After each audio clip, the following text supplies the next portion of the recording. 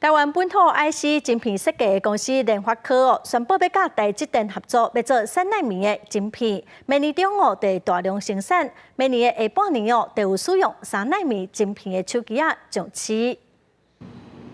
做晶片代工的台积电，甲设计 IC 的联发科两间大公司合作。两日双方共同宣布，联发科头一个采用台积电3奈米的制程生产关卡的晶片，开发的进程真顺利。 设计嘛已经定案，按算在2024年量产。联发科这时候呢找台积电下单3奈米，那代表呢它是继苹果以后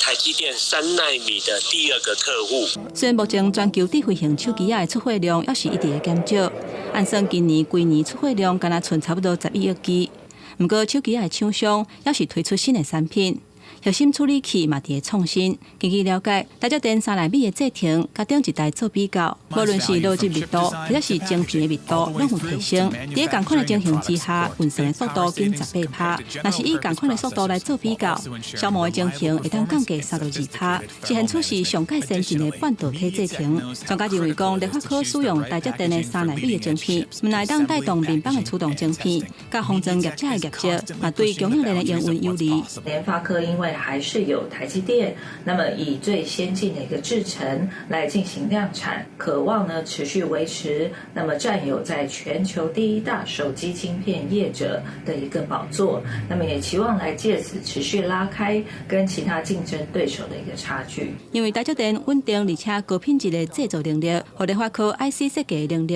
伫台积电3奈米代表性的晶片，会当充分来展现，按算甲对手碰过，会当展开对决，甲高通的竞争有机会会当占赢面。记者综合报道。